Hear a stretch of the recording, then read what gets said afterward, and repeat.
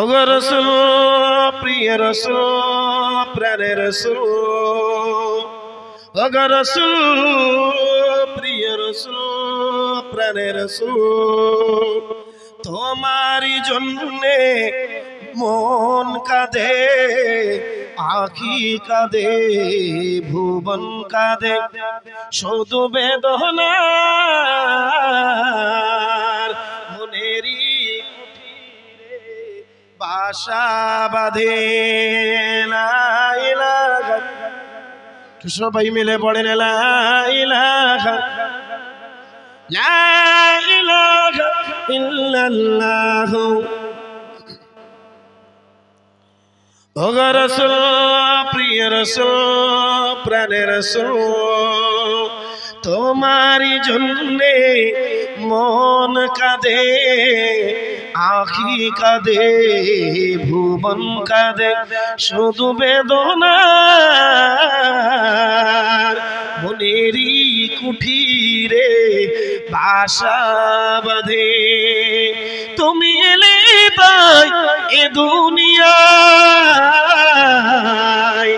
আলো হলো সারা ভুবনময় জোরে বলুন না সুবহানাল্লাহ সবাই মিলে বলা যায় না নারে তাকবীর নারে তাকবীর আমার আপনার নবীকে 570 খ্রিস্টাব্দে আব্দুল্লাহর জিন্ন কুটিরে মা আমিনার উদালে মক্কার জমিনে আল্লাহ রাসূল সোমবার সাবে সাদিক পৃথিবীর জমিনে এলেন আল্লাহ পাক तमाम দুনিয়াটাকে অন্ধকার যুগটাকে আইয়ামে জাহিলাতের যুগ বলা হয় ইসলামের কলঙ্ক অধ্যায় বলা হয় এই যুগে আমার নবীকে আল্লাহ পাক যখন মক্কার মরুপ্রান্তে আব্দুল্লাহর জিন্ন কুঠিরে আল্লাহ পাকের নবী মা আমিনার উদারে আদরের বেলাল আমার হাবিব পৃথিবীর জমিনে আগমন ঘটলো সোমবার সাবে সাদিক সোমবারের দিন तमाम পৃথিবীটাকে অন্ধকার যুগটাকে আমার আল্লাহ পাক আস্তে আস্তে আস্তে আস্তে আলোয় আলোকিত করে দিলেন জোরে বলুন সুবহানাল্লাহ সবাই মিলে বলেন এটা আওয়াজ তুলে বলেন নারে তাকবীর তুমি এলে তাই এই দুনিয়ায় আলো হলো সারা জগৎময় ওগো শুধু তুমি ওগো রাসূল প্রিয় রাসূল প্রাণের রাসূল তোমারই জন্যে মন কাঁদে আখি কাঁদে ভুবন কাঁদে শুধু বেদনার মনেরই কুঠিরে বাসা বাঁধে লা ইলাহা ইল্লাল্লাহ আমার তরুণ যুবক জওয়ানেরা ভুল বুঝবেন না আল্লাহ পাক রব্বুল আলামিন কোরআন পাকের ভিতরে এক জায়গায় নাই দু জায়গায় নাই তিন জায়গায় নাই 82 বার বললেন ওয়া আকিমুস সালাতে নামাজ নামাজ নামাজ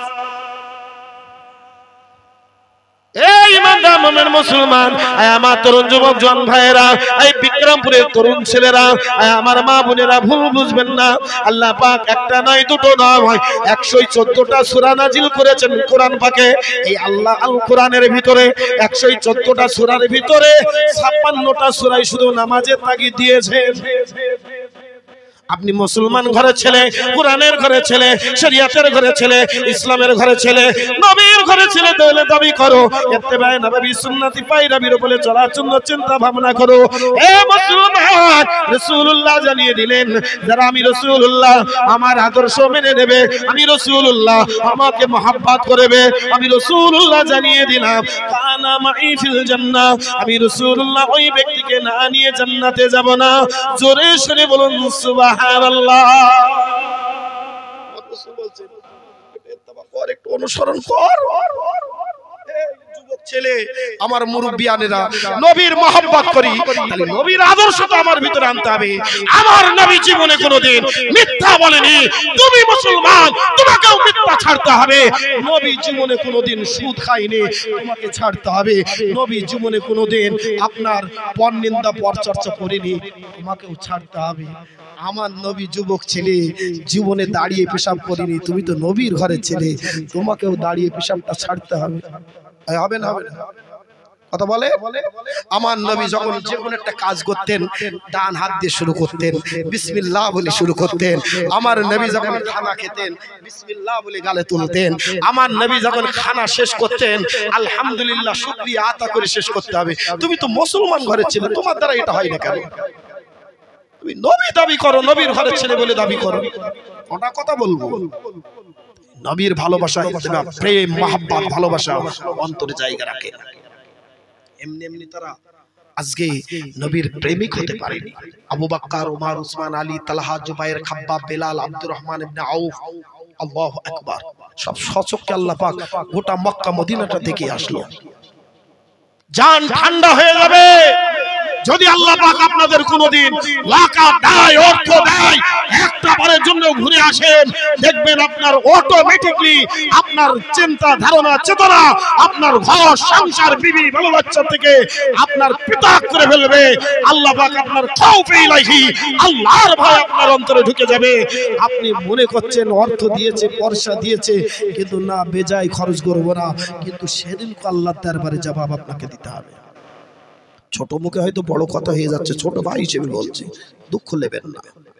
কোরআন পাকে আল্লাহ পাক বলছেন, কুলিন কুনতুম তুহিব্বুনাল্লাহা ফাত্তাবিউনি ইউহিব্বুকুমুল্লাহ ওয়া ইয়াগফির লাকুম যুনুবাকুম আল্লাহু গফুরুর রহিম। আমার আল্লাহ পাক বলছে, যদি তোমরা আমাকে পেতে চাও ইত্তেবা করো। কাকে? অনুসরণ করো। কাকে? আমার নবীকে। আমার নবী যেটা ভালোবাসতো সেটাও তোমরা ভালোবাসো। আমার নবী যেটা করতে ভালোবাসতো সেটাও তোমরা করো। আমার নবী যেটা নিষেধ করেছে সেটা তোমরা বর্জন করো। আমার নবীর আদর্শই তোমরা আদর্শিত হয়ে যাও। আমার রাসূলের আদর্শই আদর্শিত হয়ে যাও। আর তারাই তো নবীর আদর্শে আদর্শিত হয়ে গিয়েছেন। কারা? সাহাবায়ে কেরামেরা, তাবিঈন, আইমাইন, মুস্তাজিন, হুজুরে পাক সাল্লাল্লাহু আলাইহি ওয়াসাল্লামের সাহাবায়ে কেরামেরা। কি শুভ সংবাদ! জিবরিল আমিন এসে খবর দিচ্ছেন, ইয়া রাসূলুল্লাহ, ইয়া হাবিবাল্লাহ, আপনার উম্মতদের প্রতি আমার আল্লাহ খুশি হয়ে গেছে। কেন? কি কারণে? বলেন, আবু বকর, ওমর, উসমান, আলী, তালহা, জুবাইর, খাব্বাব, বেলাল, আব্দুর রহমান ইবনে আউফ। আল্লাহ পাক জীবিত অবস্থায় 10 জন মানুষকে জান্নাতের সার্টিফিকেট দিয়ে দিয়েছে। একবার জোরে বলা যাবে? সবাই মিলে বলা যায়? জি, জীবিত অবস্থায় জান্নাতের সার্টিফিকেট দিয়ে দিয়েছে। চারটিখানি ব্যাপার। কি কারণে দিল? তারা নবীর আদর্শের সঙ্গে আদর্শ মিলিয়ে নিয়েছে। জি, নবীর মহব্বত, ইত্তেবা তাদের অন্তরে জায়গা করে নিয়েছেন। অত সহজ নয়। আল্লাহ রাসূল, আল্লাহর হাবিব সাহাবায়ে ইকরামদের মুখ বানিয়েছে এইভাবে কথা বলতেন। এই শোনেন, আমার উস্তাদ হুজুর বলতেন যে আমার রাসূল যখন কথা বলতেন, হাদিস শরীফের ভিতরে এসেছে, আমার রাসূল যখন সাহাবায়ে ইকরামদের সামনে এইভাবে কথা বলতেন, সাহাবায়ে ইকরামরা চাতক পাখির মতন চেয়ে থাকতো আর বলতো, হুজুর আপনি অনুমতি দেন সব সময় 24 ঘন্টা মদিনার মসজিদে থাকি, বাড়ি যাব না। বিবি বাল বাচ্চা ঘর সংসার ভালো লাগে না হুজুর। আল্লাহ রাসূল বলে, তুমি পূর্ণাঙ্গ ঈমানদার নও, তুমি পূর্ণাঙ্গ ঈমানদার নও। তুমি সব সময় মদিনার মসজিদে থাকবে, তোমার বিবি বাল বাচ্চা সন্তান আদি এদের দেখভাল কে করবে? তোমার রুজি রুটি এ দেখভাল কে করবে? বলি, ইয়া রাসূলুল্লাহ, আপনার কাছ থেকে যখন বিদায় নিয়ে চলে যায় কলিজাখানা আমাদের ফেটে যায়। কখন আপনার চাঁদ মুখখানা দেখবো? হুজুর এই কারণে আপনার কাছে অনুরোধ, অন্ততপক্ষে আমাদের হুকুম দেন, আমাদের ওইসব আর দরকার নেই, বিবি ভালো বাচ্চা ঘর সংসার দরকার নেই, দুনিয়া দরকার। আমার নবী বললেন, না, তোমাদের দুনিয়াও দরকার আছে, দ্বীনও দরকার আছে। অত সহজ না, আগে দুনিয়া তারপরে দ্বীন। আবার বলছি, দুনিয়াও দরকার আছে, দ্বীনও দরকার। দুনিয়া ছাড়া দ্বীন নাই, দ্বীন ছাড়া দুনিয়া নাই। আমার আল্লাহ পাক কত সূক্ষ্ম বিচারের মাধ্যম দিয়ে বান্দাদের জন্য সুখবর দিয়ে দিলেন। বান্দা, ও বান্দা, তোর দুনিয়া দরকার আছে, এই কারণে আমি আল্লাহ তোদের প্রসেস শিখিয়ে দিলাম। বান্দা, তোরা আমার কাছে দুনিয়া চেয়ে নে। আল্লাহ পাক কোরআন পাকের ভিতরে জানিয়ে দিলেন, রব্বানা আতিনা ফিদ দুনিয়া হাসানাতাও ওয়া ফিল আখিরাতি হাসানাতাও ওয়া কিনা আযাবান নার। কত সুন্দর সিস্টেম আমার আল্লাহ জানাচ্ছে। বান্দা, তোর দুনিয়া দরকার আছে, তুই আগে দুনিয়া আছে আমার কাছে। রব্বানা আতিনা ফিদ দুনিয়া হাসানাতাও, আল্লাহ আমাকে দুনিয়াতে ভালো রাখো, দুনিয়াতে ভালাই করো। দুনিয়া পেয়ে গিয়ে যেন আমি আল্লাহ আমাকে বলিস না, কি বলবি? ওয়া ফিল আখিরাতি হাসানাতাও ওয়া কিনা আযাবান নার। আল্লাহ পাক আপনি আমার আখিরাতে ভালাই করুন, এবং শুধু আখিরাতে নয়, ওয়া কিনা আযাবান নার, আপনার জাহান্নাম থেকে আমাকে পরিত্রাণ দিন। ও বাবাজিরা, ভাইরা আমার, আল্লাহ রাসূলের সাহাবায়ে কেরামেরা কিভাবে আওয়াজ দিয়েছিল, কিভাবে ইবাদত করেছিল, এমনি এমনি নয়। ওটা মদিনার মসজিদে রাসূলুল্লাহ সাল্লাল্লাহু আলাইহি ওয়াসাল্লাম উপস্থিত সমস্ত সাহাবাদেরকে ডেকে নিলে, এই আমার সাহাবারা, আমার আল্লাহ পাক তোমাদের প্রতি খুশি হয়েছে, তোমাদের প্রতি রাজি হয়েছে, তোমাদের ইবাদতে, তোমাদের বান্দিগিতে, তোমাদের উপাসনায় আমার আল্লাহ বড় খুশি হয়ে গিয়েছে। এমন খুশি হয়ে গিয়েছে, জীবিত অবস্থায় 10 জন সাহাবাকে আমার আল্লাহ জান্নাতের সার্টিফিকেট দিয়ে দিয়েছে। সবাই মিলে বলেন, আওয়াজ দিলে বলেন, ও বাবাজিরা, ভাইরা আমার, মদিনার মসজিদে রাসূলের সাহাবারা আল্লাহ রাসূলের এই শুভ সংবাদ শুনে জিবরিলের কথাটা যখনই রাসূল আমার মদিনার মসজিদে মেম্বারে দাঁড়িয়ে দাঁড়িয়ে বলেছেন, গোটা মদিনার মসজিদে আনন্দ আর আনন্দ, উৎসব আর উৎসব। আল্লাহ কার তাকদীর এত বড়, কার নসিব এত বড়, কার কপাল এত বড়, আমার আল্লাহ কার নসিব হয়ে গেল জান্নাতি, কার তাকদীর হয়ে গেল জান্নাতি, কার কপাল হয়ে গেল জান্নাতি। সবাই চিন্তা ভাবনা করেছে, সবাই পরস্পর বলাবলি করে, আল্লাহ এত বড় নসিব কার হলো, এত বড় তাকদীর কার হলো। ও বাবাজিরা, ভাইরা আমার, আল্লাহ রাসূলুল্লাহর হাবিব তখনও পর্যন্ত কিন্তু 10 জন সাহাবার নামটা ঘোষণা করেনি, শুধু এতটুকুনি ঘোষণা করেছে, আমার উম্মতের ভিতরে, আমার উম্মতের ভিতরে, আমার সাহাবায়ে কেরামদের ভিতরে আমার আল্লাহ তাদের ব্যবহারে, তাদের আচার আচরণে, তাদের লেবাসে, তাদের পোশাকে, তাদের ইবাদত বন্দেগী উপাসনাতে আমার আল্লাহ বড় খুশি হয়ে গিয়েছে। শুধু খুশি নয়, রাজি নয়, আমার আল্লাহ তাদের প্রতি খুশি হয়ে রাজি হয়ে 10 জন সাহাবাকে জান্নাতি ঘোষণা করে দিয়েছে। ও বাবাজিরা, ভাইরা আমার, গোটা মদিনার মানুষগুলো সবাই চাতক পাখির মতন চেয়ে আছে রাসূলুল্লাহর মুখে, কখন 10 জনের নাম ঘোষণা হবে। ওই 10 জনের নাম কখন ঘোষণা হবে, কোন সময় হবে? আল্লাহ রাসূল, আল্লাহর হাবিব এক এক করে 10 জনের নাম ঘোষণা করছেন। গোটা মদিনার মসজিদে সব সাহাবারা আছেন। সর্বপ্রথম সিদ্দিকে আকবর আবু বকর সিদ্দিকের নামটা ঘোষণা করলেন। জোরে বলুন সুবহানাল্লাহ। যেই ঘোষণা করেছেন না, যেই ঘোষণা করেছেন, গোটা মদিনার সাহাবারা উড়ে চলে যাচ্ছেন আবু বকরের সঙ্গে তো মুআমালাত করতে, মুসাবা করতে, কুলাকুলি করতে। আহারে আল্লাহ, জীবিত অবস্থায় জান্নাতি মানুষের সঙ্গে আমাদের সংস্পর্শ, জান্নাতি মানুষদের সঙ্গে আমাদের মুআমালাত, জান্নাতি মানুষের সঙ্গে আমার মুসাবা, জান্নাতি মানুষের সঙ্গে কুলাকুলি। গোটা মদিনার মসজিদটা যেন আনন্দিত উৎফুল্ল হতে শুরু করেছে। গোটা মদিনার সাহাবারা বলছে, ভাই আবু বকর, আপনার তাকদীর কত বড়, নসিব কত বড়, কপাল কত বড়। আমার নবী আপনাকে নাম্বার 1, প্রথম নম্বরে আপনার নামটাই ঘোষণা করেছে। আবু বকর ঘুরিয়ে বলছে, ভাই তোমাদের তাকদীর বড়, তোমাদের নসিব বড়, তোমাদের কপাল বড়। আল্লাহ পাক জান্নাতি মানুষদের সঙ্গে মুআমালাত, মুসাবা করিয়ে দিয়েছে। জোরে বলুন না সুবহানাল্লাহ। সবাই মিলে বলেন, ঠিক আছে? সান্ত্বনা দিয়ে দিল যে তোমাদের সঙ্গেও তো দিদার হলো, তোমাদের সঙ্গেও তো সাক্ষাৎ হলো, তোমাদের সঙ্গেও তো মুসাবা হলো, তোমাদের সঙ্গে তো কোলাকুলি হলো। তাহলে আল্লাহ পাক তোমাদের তাকদীরও বড় করেছে। এবারে গোটা মদিনার মসজিদে সমস্ত সাহাবাদের চোখ দিয়ে ঝরঝর করে পানি ঝরছে। আল্লাহ আল্লাহ, আমার নবী পাক আবু বকরের নামটা ঘোষণা করেছে। আল্লাহ, এখন 9 জন ব্যক্তির নাম বাকি আছে। আল্লাহ, দ্বিতীয় নম্বরে আমার নবী যে নামটা ঘোষণা করে, সবাই মনে মনে ভাবছে, আল্লাহ দ্বিতীয় নম্বরে যেন আমার নবী আমার নামটাই ঘোষণা করে। একবার জোরে বলুন না সুবহানাল্লাহ। সবাই মিলে বলে, আবু বকরের নামটা এমনি এমনি হয়নি রে বাবা।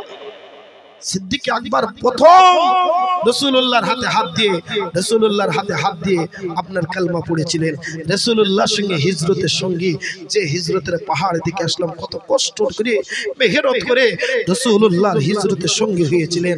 প্রথম জীবনের সঙ্গী, প্রত্যেকটা যুদ্ধের সঙ্গী, প্রত্যেকটা বিপদের সঙ্গী জি আবু বকর। যে আবু বকরের ইবাদতে আমার আল্লাহ খুশি হয়েছে, আমার আল্লাহ খুশি হয়ে বলছে আমার নবী, আমার হাবিব, আমার আবু বকরকে জানিয়ে দিন আমি আল্লাহ এত পছন্দ খুশি হয়েছি। तमाम পৃথিবীর মানুষের নেকি যদি একদিকে রাখা হয় আর আমার আবু বকরের নেকি পাল্লা যদি আরেক দিকে রাখা হয়, আমার আবু বকরের পাল্লাটা ভারী হয়ে যাবে। সবাই মিলে বলা যায় না? সেই আবু বকরের কথা বলছি, আপনার বাড়ির পাশে কথা সেদিনকে একটা ওয়াজ করছি, এই সাদ্দামের চ্যানেল। হ্যাঁ চিনি, চায়ের দোকান তো। ইরাকের প্রেসিডেন্ট সাদ্দাম হোসেনের কথা বলছি, ফাঁসির আগেকার কথা, সে চায়ের দোকানে বলিত। তা আগে বলেছেন আওয়াজ আর আওয়াজ, হ্যাঁ হাওড়ার নেওড়া এক হলে হবে নাকি? নেতাজি পেঁয়াজি করে ফেললে হবে না। রাজীব গান্ধী কলার কান্দি এ দুটো এক নয়, বুঝতে পারেননি? ওয়াজ ওয়াজের জায়গায়, আওয়াজ আওয়াজের জায়গায়। আবার বলছি, ওহ আল্লাহ সাহেব কি সুন্দর ওয়াজ করলো, কুরআন হাদিস থেকে বললো, ফাটাফাটি জমিয়ে দিয়েছে, এত সুন্দর করে বললো জি, কিন্তু কিচ্ছু শুনেননি, কিচ্ছু বুঝেননি। বিবির কাছে গিয়ে গল্প দিচ্ছে, বিশাল ওয়াজ করেছে, এক কথায় উত্তর। আরে তাই তো বাড়িতে এত আত্মীয় স্বজন, মোটামুটি খাওয়ান দাওয়ান করতে করতে আমি ওয়াজ শুনতে পারিনি। তা মতিয়ার ভাই ছেলে এসেছিল, হ্যাঁ মতিয়ার চাচা ছেলে এসেছিল, কি ওয়াজ করলো আপনি এক কথায় উত্তর, উফ জান ঠান্ডা করে ফেলেছে। এই এত ভঙ্গিমা, এত সুর, এত বলার স্টাইল, ও প্রত্যেকটা মানুষ খুশি হয়ে গিয়েছে। আর দাত্তারিকা আমি বলতে চাইছি সেইটা বলো, কিডা কোনটা মানতে বলেছে আর কোনটা মানতে বলিনি সেইটা বলো। কিন্তু ও তো সেটা শুনিনি, ও আওয়াজ শুনে চলে গিয়েছে।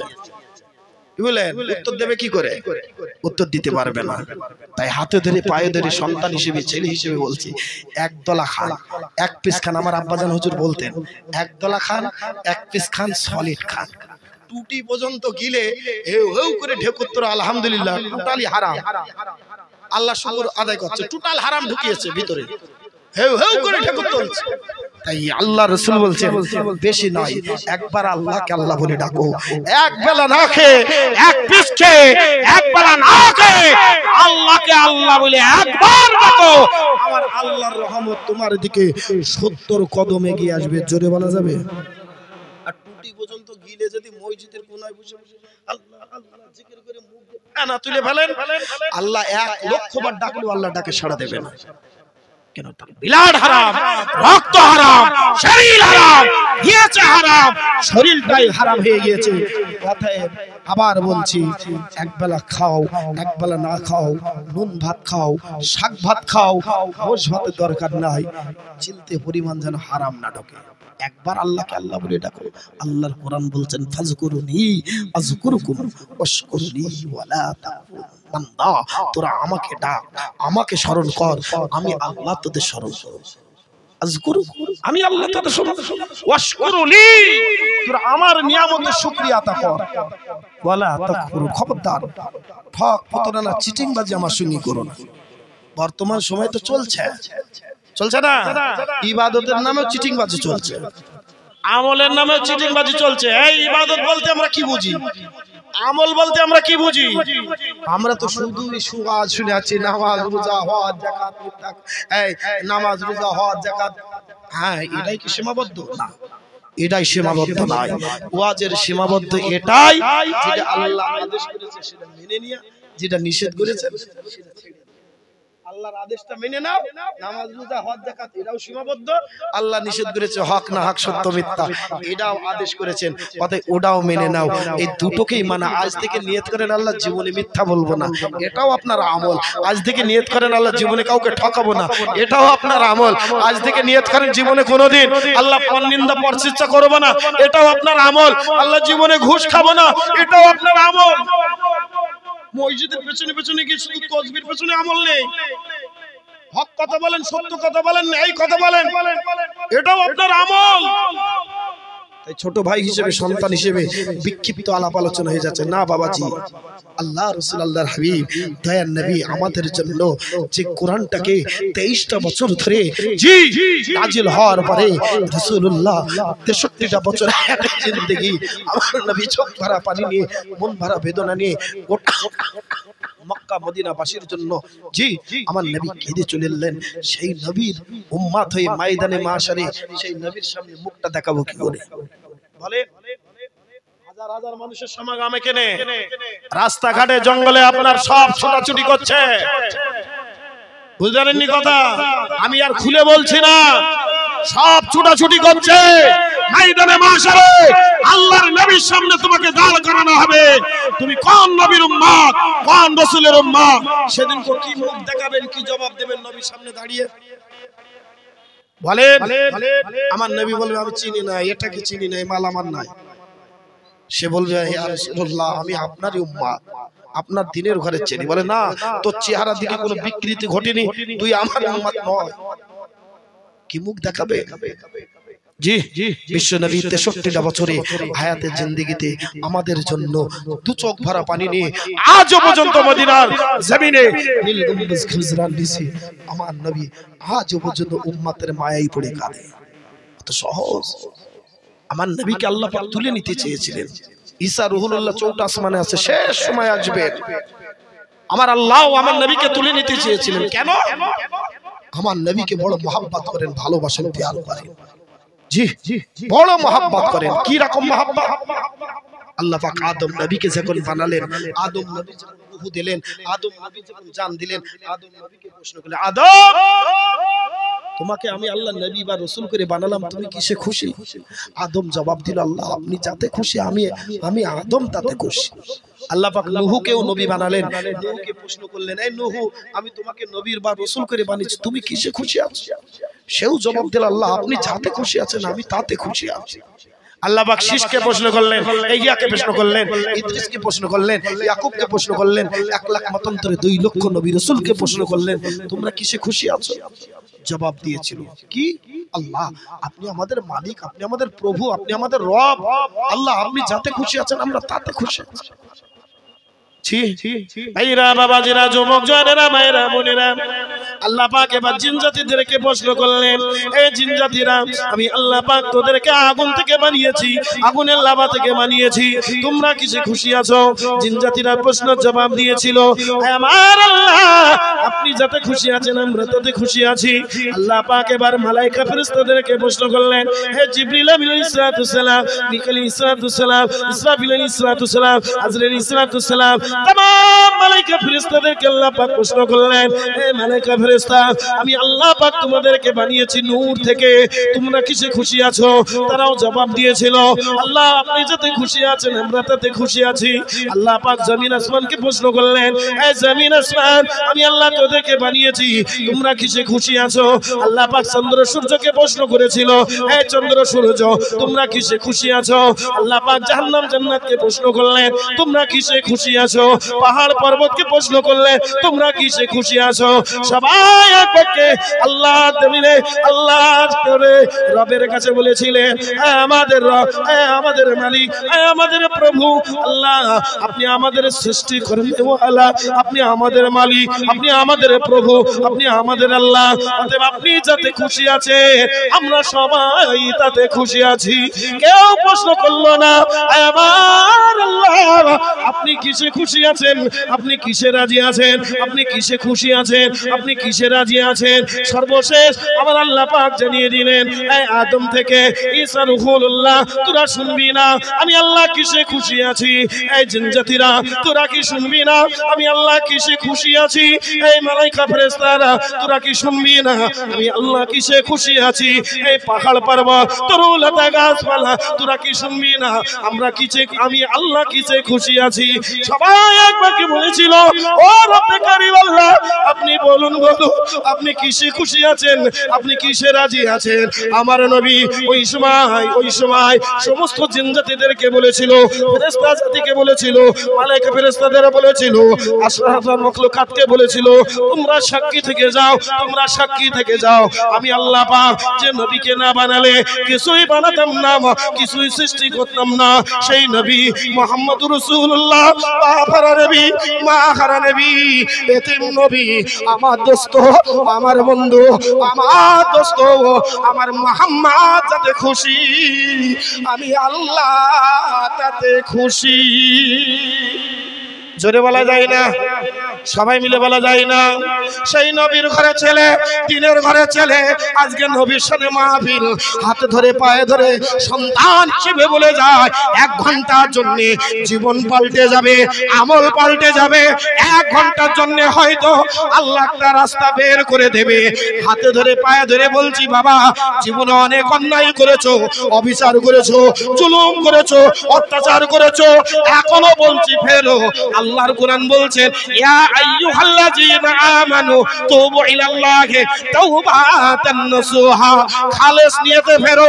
রাতের অন্ধকারে এ ছেলে যাই নামাজের পাটিতে ফেরে, যত অন্যায় করো না কেন, একবার আল্লাহর রহমতের জমিনে সিজদা দিয়ে সুবহান রাব্বিল আলা এতটুকুনি তাসবিহ পড়ে আল্লাহর কাছে চাও, তোমার পাহাড় পরিমাণ সমতল গুনাহ আমার আল্লাহ মাফ করে দেবে।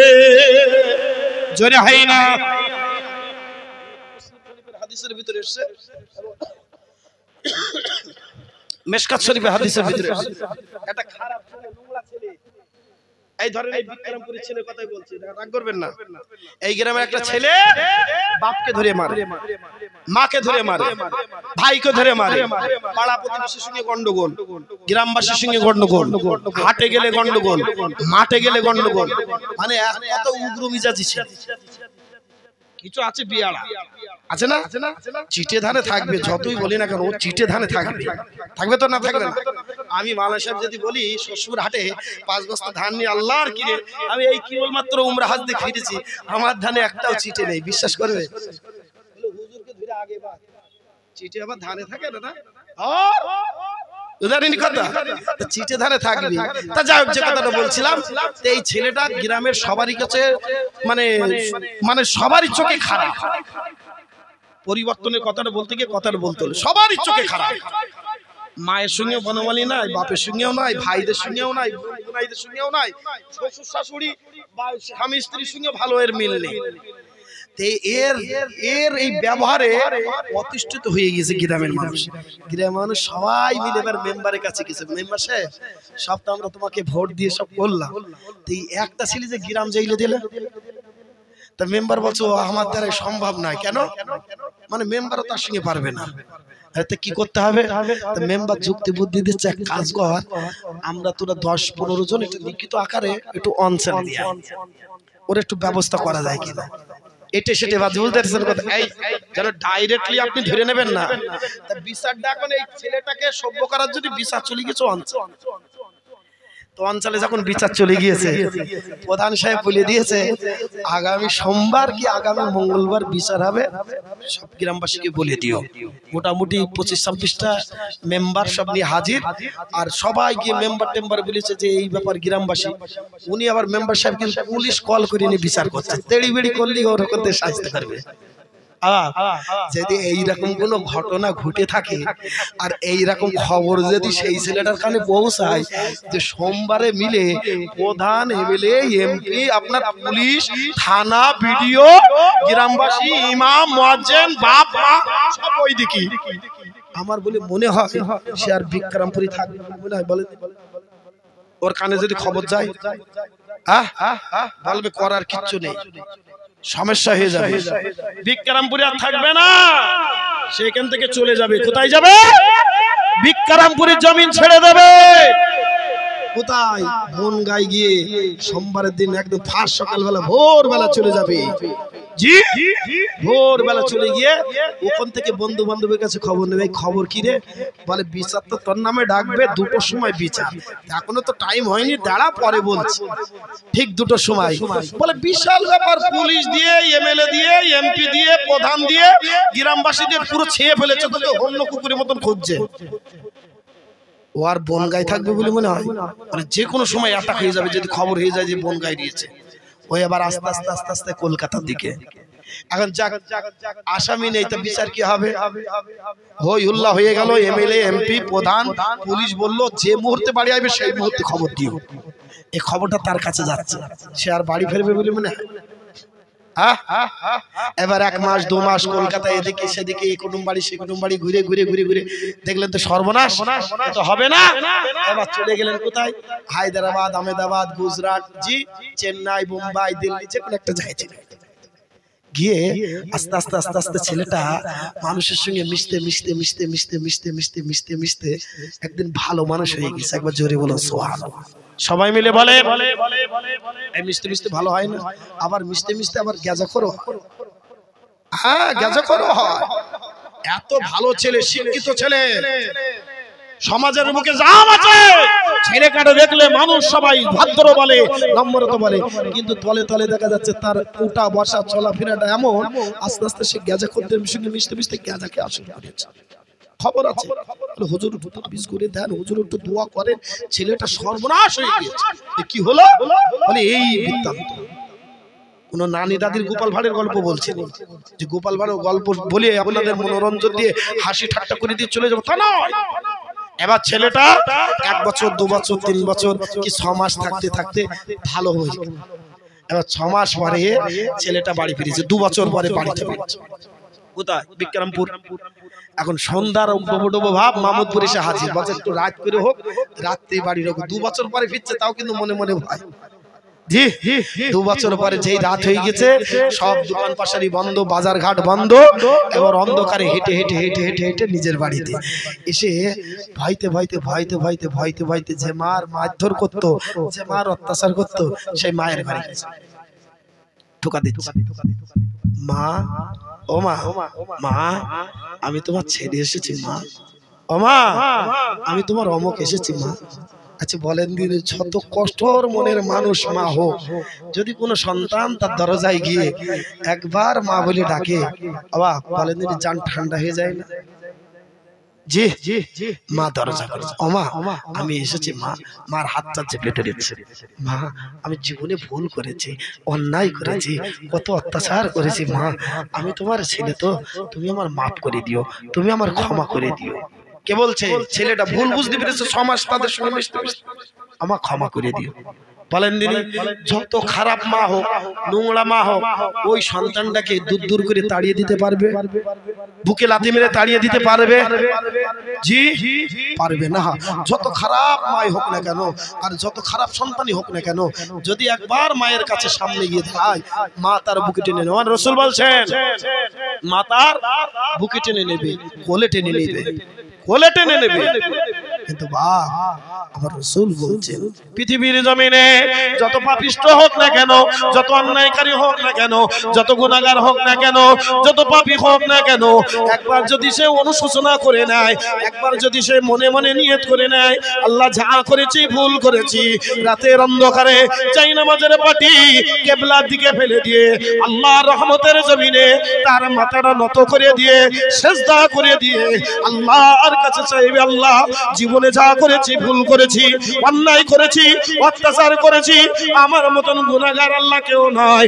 আল্লাহর কাছে এইভাবে যদি সে দোয়া চায়, আমার নবী পাক বলছেন ওই মা যেমন তার খারাপ ছেলেটাকে তাড়িয়ে দিতে পারে না, মা যেমন তার খারাপ নোংরা ছেলেটাকে দূর দূর করে লাথি মেরে তাড়াতে পারে না, একবার যদি কোনো বান্দা আল্লাহর জমিনে সিজদা পড়ে আল্লাহকে আল্লাহ বলে ডেকে কাঁদে, আমার আল্লাহ পাক বলছে, আমার নবী বলছেন, যত খারাপ পাপিষ্ট বান্দা হোক না কেন, মায়ের মনে 7 গুণ দয়া, আর আমার আল্লাহর মনে 70 গুণ বেশি মায়া।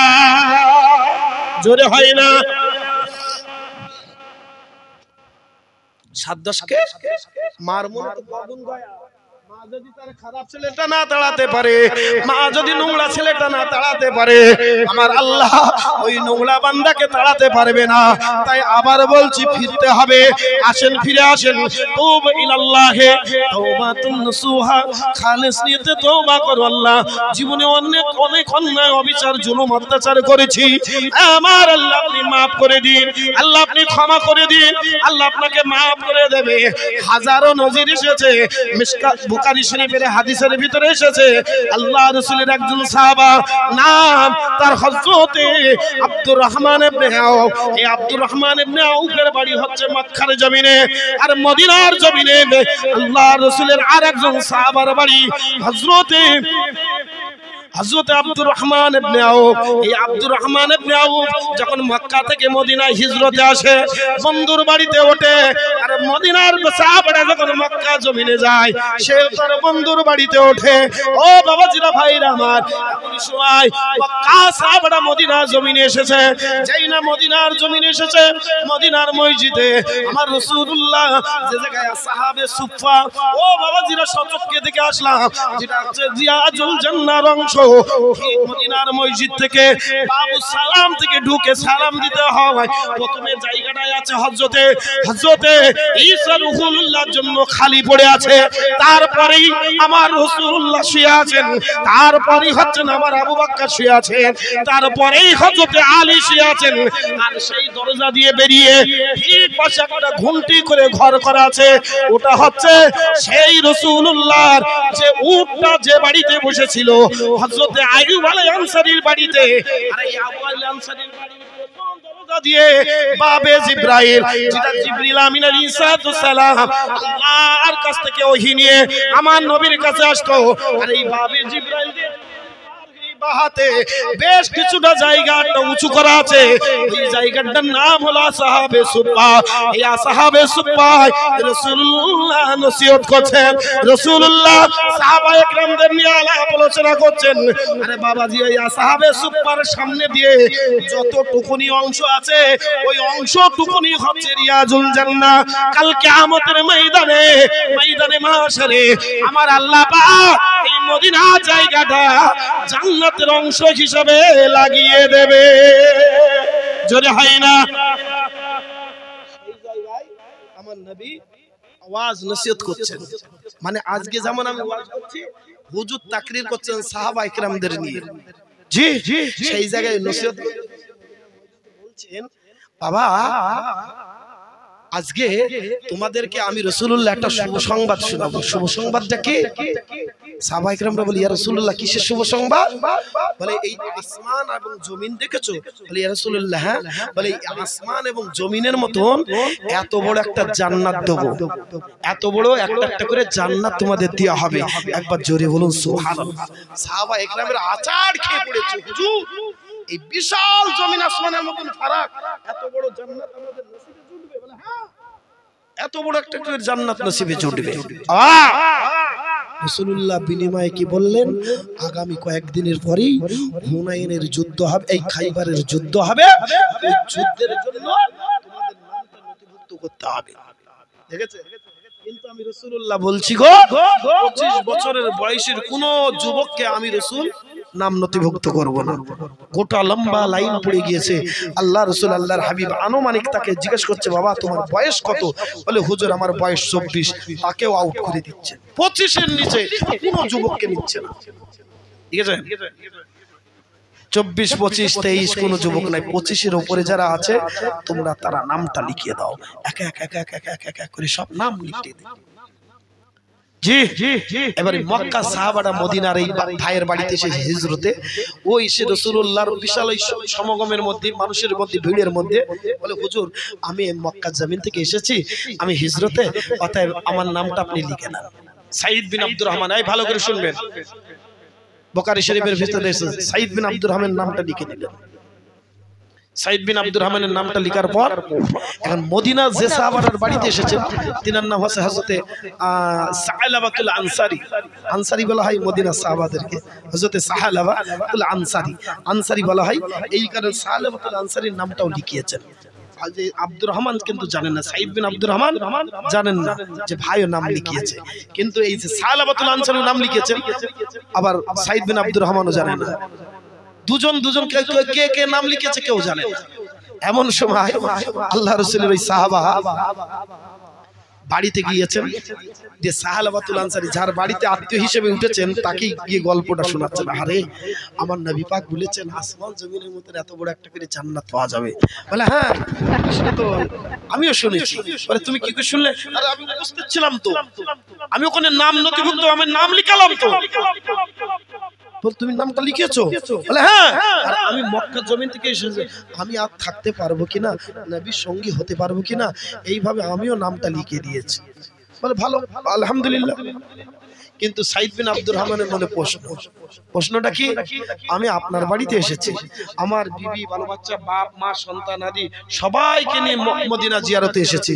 অতএব আপনি যখন যুদ্ধের ময়দানে চলে যাবেন, আমাদের এই দেখভাল করবে কি? অতএব এক কাজ করেন, আমার সঙ্গে তো রসুলের বেশি থাকা হবে না, তোমার মদিনাই বাড়ি, সব সময় তুমি নবীর সঙ্গে সংস্পর্শ, তোমার সঙ্গে নবীর সঙ্গে চলাফেরা হবে, উঠা বসা হবে। অতএব ভাই আল্লাহর রাস্তায় তুমি আমাকে সুযোগ করে দাও, আর তোমার নামটা প্রত্যাহার করে নাও। মদিনার সাহাবাটা, সেও তো রসুলের সাহাবা, বলছে না ভাই এটা সম্ভব নাই। আল্লাহ রসুল নিজে মুখে বলেছে আসমান জমিনের মতন এত বড় জান্নাত, আমি এর থেকে মাহরুম হব না, এত বড় জান্নাত আমার চাই। কি বলেন? দুইজনা ঝগড়া বাঁধিয়ে দিয়েছে, মানে তর্ক বাঁধিয়ে দিয়েছে। এ বলছে না ভাই তুমি তুলতে নাও, এ বলছে না আমি তুলবো না। সর্বশেষ সাইদ বিন আব্দুর রহমান বলছে ঠিক আছে ভাই, তাই রাসূলুল্লাহ যখন আছেন, আসরের নামাজের সময় আমরা রাসূলুল্লাহর কাছে দুই ভাই গিয়ে বিচার দেব, রাসূলুল্লাহ যে বিচারটা করে দেবেন সেই বিচার মেনে নেব। একবার জোরে বলা যাবে সুবহানাল্লাহ। মুসলমান আল্লাহ রাসূলের কাছে গেলেন, সাইদ বিন আব্দুর রহমান এবং সালাবাতুল আনসারী দুজনেই বললেন হুজুর এই ব্যাপারে বৃত্তান্ত, হুজুর এই কাজের বৃত্তান্ত এই ব্যাপার। হুজুর আপনি ভাইয়ের নামটা দিবেন। আল্লাহ রাসূল আল্লাহর হাবিব সালাবাতুল আনসারীকে মদিনা সাহাবাটাকে বলছে ভাই এই সাহাবা তোমার নামটা আমি কেটে দিলাম, তুমি যেতে হবে না, দেখভাল দায়িত্ব তোমার হাতে দিয়ে দিলাম। এবার সালাবাতুল আনসারী কাঁদছে, চোখ ভরা পানি, ইয়া রাসূলুল্লাহ এত বড় জমিন আসমানের মতন একটা জান্নাত থেকে আমি বঞ্চিত, হুজুর এই জান্নাত কি আমার হবে না? এই জান্নাত আমার হবে না? আল্লাহ রাসূল আল্লাহর হাবিব বললেন না আয় আমার সাহাবা, আয় আমার সাহাবা তুমি মনটা খারাপ করো না, আমার এই ভাইটা আমার সঙ্গী হয়ে যুদ্ধ করে যে সওয়াব তোমার আমলনামায় হবে, অতএব আসমান জমিনের মতন একটা জান্নাত পাবে। আর তুমি এদেরকে দেখভাল দায়িত্ব করে, এদের খেদমত করে, আমানতের খেয়ানত না করে, বাড়িতে সরল সঠিকভাবে এদেরকে দেখভাল করেও তোমারও ঠিক একই পরিমাণ সওয়াব তোমার আমলনামায় হবে। জোরে বলেন সুবহানাল্লাহ। একজন যুদ্ধ করে পাবে, আর একজনকে আমানতদার করে গেলেন তার জন্য পাবে। কত সহজ! আমলের পেছনে ছুটছেন, মসজিদের পেছনে গিয়ে জিকির করে করে মুখ দিয়ে ফেনা তুলছেন, দরকার নেই। আবার বলছি একবার আল্লাহকে আল্লাহ বলে ডাকেন, আল্লাহ একবারই বলবেন, আল্লাহ 70 বার স্মরণ করবে। ফেনা তোলার দরকার নেই। ইসলামকে চিনতে শিখো। হুজুর চিনে ইসলাম চিনেন না, ইসলাম চিনে হুজুর চিনে, তারপরেই তো ফায়দা হবে। আমরা তখন বর্তমান সব হুজুর চিনে তারপর ইসলাম, না এটা নয়। আগে ইসলাম চিনুন তারপর হুজুর চিনুন। ভাই সাহেব হাতে ধরে পায়ে ধরে হুজুর ফায়সালা করে দিলেন, দুই ভাই মেনে নিলেন। এও বলল ঠিক আছে, তাহলে আমার যদি বসে থেকে যে এত বড় সওয়াবের হকদার হয়ে যায় তাহলে আর অসুবিধা নেই। রাসূল বলেছেন মানে রসুলের মুখের বাণী মানে মিথ্যা নয়, রসুলের মুখশ্রুত বাণী মানে সোনালী অক্ষরে লেখা থাকবে। অতএব আমার নবী বলেছে, আমার কোনো দ্বিধা নাই। আইরা বাবাজিরা, যুবক জনেরা, মায়েরা, বোনেরা, আমার সোনার মানিকেরা, গ্রামবাসী ভাইয়েরা, বিক্রমপুরের গ্রামের মেয়েরা, ছেলেরা, বাচ্চারা, ভুল বুঝবেন না। আমার তরুণ যুবক জনেরা যারা বসে আছেন, ভুল বুঝবেন না। আল্লাহ রাসূল আল্লাহর হাবিবের সঙ্গে মক্কার সাহাবারা সাইদ বিন আব্দুর রহমান বেরিয়ে গেলেন। হকের সঙ্গে নাহকের লড়াই শুরু হয়ে গিয়েছে, ইসলামের দামামা শুরু হয়ে গিয়েছে। আল্লাহর রাস্তায় কোরআনের প্রতিষ্ঠিত করার জন্য, দ্বীন ইসলামকে প্রতিষ্ঠিত করার জন্য, দ্বীন ইসলামকে পৃথিবীর দুনিয়ার জমিনে প্রতিষ্ঠিত করার জন্য হকের সঙ্গে নাহকের লড়াই, সত্যের সঙ্গে মিথ্যার লড়াই, জায়েজের সঙ্গে নাজায়েজের লড়াই, বৈধের সঙ্গে অবৈধ লড়াই, বিশাল লড়াই শুরু হয়ে গিয়েছে। যুদ্ধের ময়দানে যুদ্ধ চলতে শুরু করেছে। এমন পর্যায়ে দেখা গেল আল্লাহ পাক রব্বুল আলামিন বিগত কয়েকটা দিন যুদ্ধ চলতে চলতে সত্যের জয় হয়ে গেল, ইসলামের জয় হয়ে গেল। আল্লাহ পাক আমার নবীর দুআর বদৌলতে ওই ময়দানটাকে আল্লাহ পাক জয় করে দিয়েছিলেন। ও বাবাজিরা ভাইরা আমার, মুসলমানরা জয় হয়ে যাওয়ার পরেতে মুসলমানরা জয় হয়ে যাওয়ার পরেতে মদিনার মসজিদে খবর এলো মুসলমানরা জয় হয়ে গিয়েছে। মদিনার আনসারীরা, মদিনার মুহাজিরিরা, মদিনার মেয়ে ছেলেরা, মদিনার মানুষগুলো সবাই আনন্দিত উৎফুল্ল হয়ে গেল। ও বাবাজিরা ভাইরা আমার, সন্তান হিসেবে ছেলে হিসেবে বলছি, ভুল বুঝবেন না। আল্লাহ রাসূল আল্লাহর হাবিবের সাহাবা এদিকে আস্তে আস্তে উৎফুল্লিত হয়ে গেল। মক্কা সাহাবাটা মনে আনন্দিত শুরু করল, আল্লাহ নবীর সঙ্গে যুদ্ধের ময়দানে এসেছি, জয়ী হয়ে গিয়েছি, আল্লাহ আমার সম্মান ইজ্জত বেড়ে গিয়েছে। ও বাবাজিরা ভাইরা আমার, এই করেতে মক্কার জমিন থেকে এবার রাসূলুল্লাহ জমিনে আসবেন, মদিনার মসজিদে ফিরে আসবেন। এর মধ্যে আল্লাহ রাসূলের সাহাবা সালাবাতুল আনসারীকে কিন্তু দেখবেল দায়িত্ব করার জন্য নিজের বিবিকে রেখে দিয়েছিল। সারা রাত ধরে জেগে জেগে ইবাদত করে, সারা রাত ধরে জেগে জেগে জিকির করে। কিন্তু ইবলিস শয়তান মিন শাররিল ওয়াসওয়াসিল খান্নাস, আল্লাহ পাক কোরআন পাকের ভিতরে জানিয়ে দিচ্ছেন খান্নাস শয়তান সর্বসময় তোমাদেরকে শত্রুতা করবে, তোমাদেরকে বিরোধিতা করবে, তোমাদের ঈমান আমলকে ধ্বংস করে দেবে, তোমাদের ঈমান আমলকে শেষ করে দেবে। এই খান্নাস শয়তান সব সময় তাকে বুঝাতে, সব সময় তাকে ধোঁকা দিতে শুরু করে। এ সালাবাতুল আনসারী, এ মদিনার সাহাবা, আজকে তুমি কি জানো না মক্কার জমিন থেকে যে রমণীটা এসেছে, মক্কার জমিন থেকে তোমার ভাইয়ের স্ত্রীটা এসেছে, সাঈদ বিন আব্দুর রহমানের স্ত্রী, এ হলো সুন্দর মা, এ হলো সব থেকে সুন্দরী মেয়ে। এ সালাবাতুল আনসারী, ওই সুন্দরী মেয়ের সঙ্গে আজকে তাম পৃথিবীর কোনো মানুষ জানবে না, তাম পৃথিবীর কোনো লোক দেখবে না।